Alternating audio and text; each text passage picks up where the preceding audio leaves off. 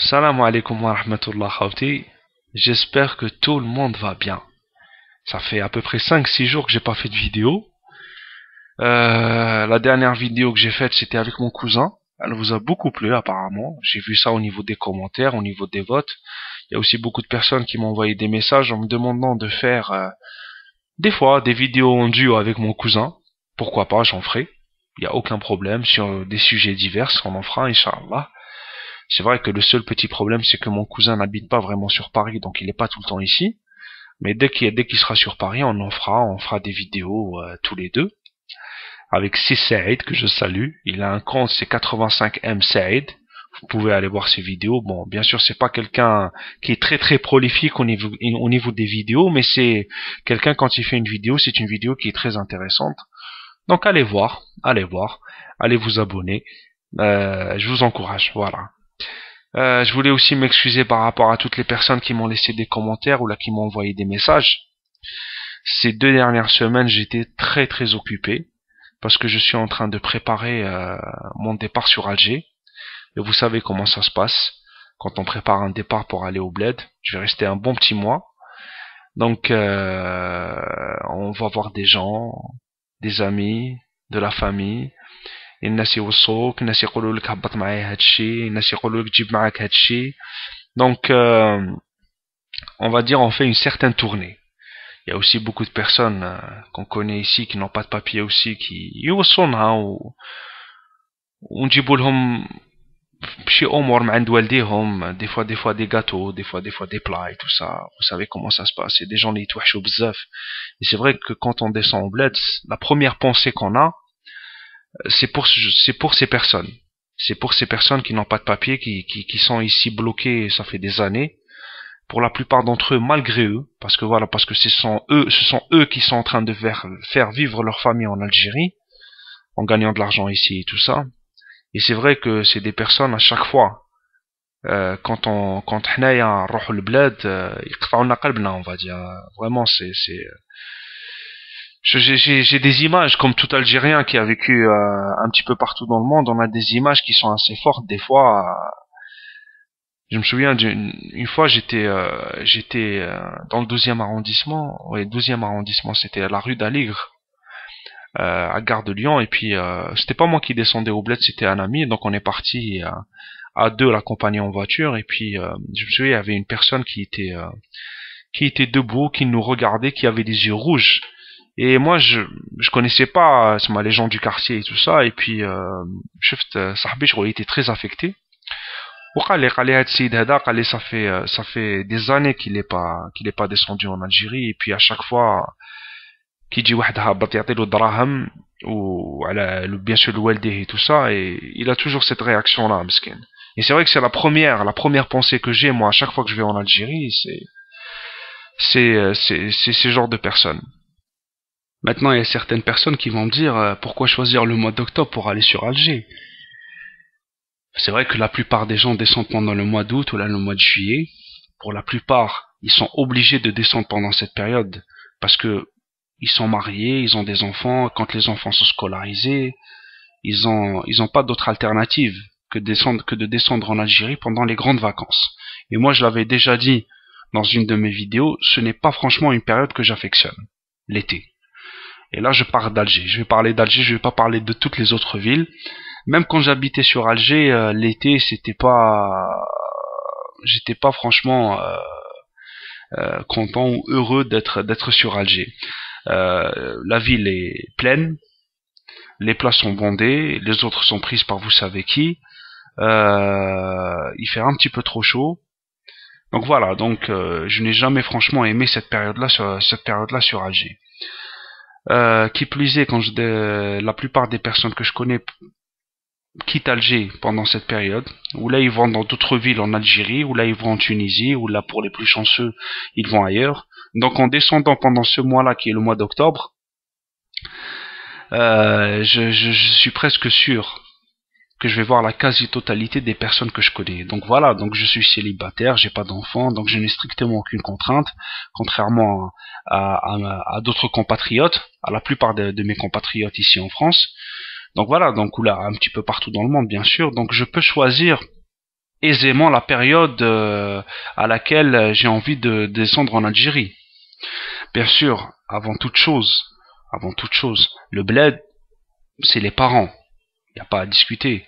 La première, le premier argument qui nous vient en tête quand on pense au bled, c'est les parents, c'est les grands-parents, pour ceux qui ont encore la chance de les avoir. C'est aussi les frères et sœurs, ça c'est quelque chose d'important. Les oncles, les tantes, les cousins et les cousines. Et pour moi, c'est un ressourcement. C'est un ressourcement. À chaque fois que je vais au bled, c'est un ressourcement intégral.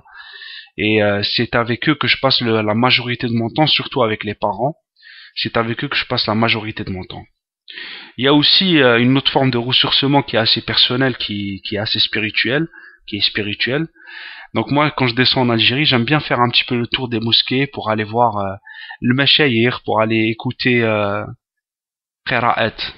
Moi, c'est quelque chose de très important. Ici en France, c'est vrai que moi, quand je fais la prière, je la fais dans des mosquées.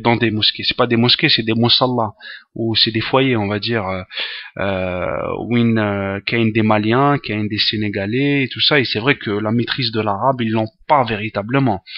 Donc, ça se répercute sur le qira'a. Et c'est vrai que quand je vais en Algérie, ça c'est quelque chose de très qui me fait énormément plaisir d'aller écouter des imams qui ont une très belle voix, qui قرأوا le Coran et tout ça. Ça c'est quelque chose qui me requinque. Et aussi تاني الإنسان يحضر دروس يسمع يعمر البواطة. الأذان برك الإنسان qui يسمع برك الأذان les premiers temps c'est comme un électrochoc. Je pense que tout le monde est d'accord. C'est comme un électrochoc et ça nous fait quelque chose à l'intérieur. Donc pour moi spirituellement le retour en Algérie c'est quelque chose de très important. Voilà. Bien sûr il y a pas que ça. Je suis pas en train de dire je vais rester à l'intérieur de la mosquée, mais ça c'est quelque chose qui m'est cher. Voilà.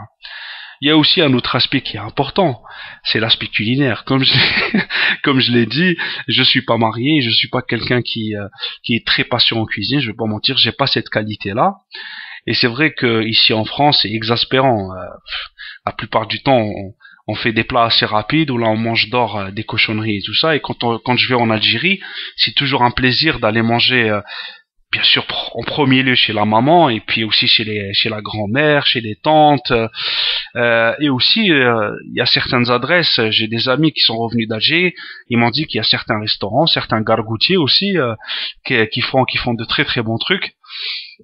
Donc l'insan y va parce que même le makla t'a barra pour moi, après ça reste mon avis, le makla t'a barra en Algérie me plaît beaucoup plus qu'ici en France. Peut-être c'est un rapport avec les produits, peut-être voilà, les produits sont beaucoup plus frais qu'ici. Donc voilà, donc j'ai toujours aimé le fait d'aller manger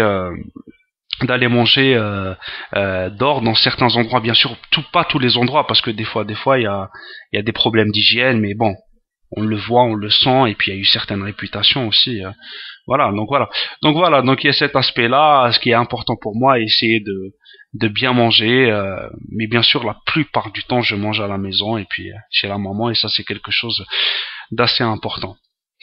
Aussi l'insan يروح يشوف المقابر. Ça c'est quelque chose qui est aussi important pour moi, aller voir, aller visiter les morts de la famille et des amis. Euh, et ça c'est quelque chose qui me tient à cœur. Voilà. Il y a aussi un pèlerinage qui est très important pour moi, c'est le fait d'aller en Kabylie. Ça c'est très très important pour moi. Retrouver mon village en Kabylie, retrouver mes racines. Quand je vais là-bas, je suis complètement coupé du monde, mais complètement coupé du monde. On se ressource de manière extraordinaire sur tous les plans, sur tous les plans. C'est de la simplicité à l'état pur. Tu vois, quand je vais dans mon village, par rapport aux gens, aux cousins, aux cousines qui sont là-bas, c'est véritablement un ressourcement intégral. Voilà, que ce soit par rapport à l'endroit, par rapport à l'histoire aussi, qu'elle soit familiale ou qu'elle soit sur le plan de la révolution algérienne, parce qu'il y a toujours des histoires à raconter, il y a toujours des choses à apprendre. Puis aller visiter aussi le maqaber leka تاع المجاهدين تاع الشهداء تاع la famille, tout ça c'est quelque chose aussi de primordial. Et puis aussi, Inch'Allah, aller voir quelques matchs du championnat d'Algérie, tant décriés par beaucoup. On va voir, Inch'Allah, Jiaska, on va voir le Harrach, CRB, Mouloudia, l'USMA, l'Entente. Inch'Allah, quand je vais voir dans leur calendrier s'ils se déplacent sur Alger, Inch'Allah, je vais aller les voir. Ce serait un plaisir de voir Djabou, de revoir Hadj Issa, de voir, voilà, j'ai envie de voir certains joueurs évoluer. Donc, aller voir le championnat, revenir comme dans l'ambiance des stades sur Alger. Donc voilà, donc franchement, bon, comme vous le voyez, j'y vais dans un esprit assez zen. À chaque fois, c'est comme ça. On va fuir un petit peu le stress et la boîte aux lettres. Pour ceux qui vivent en France, ils savent de ce que je suis en train ce que je suis en train de dire. Ça, c'est quelque chose, la psychose de la boîte aux lettres, à chaque fois d'ouvrir et de trouver des choses. Vous savez comment ça se passe ici. C'est une vie qui est assez stressante. Donc, aller en Algérie, se reposer, revoir la famille, retrouver ses fondamentaux, c'est quelque chose d'important. Voilà, parce que on retrouve pas tout ici. On le sait très bien. Quand on part de l'Algérie, on laisse beaucoup de choses derrière. On laisse beaucoup de choses derrière. Voilà, khawti, ما نطولش عليكم. Souhaitez-moi un bon voyage. ادعوا لخوكم باش يلحق مليح. ادعوا لخوكم باش الانسان يpasse un bon séjour, Inch'Allah. Et puis je vais essayer de faire le maximum de vidéos possibles. Tant que je pourrai, je vais essayer d'en faire, je vais essayer de poster. J'ai internet à la maison, donc on va voir. On va voir le débit, si on appelle bien ça. C'est le débit et tout ça. المهم خاوتي, خليكم, بارك الله فيكم, السلام عليكم ورحمة الله.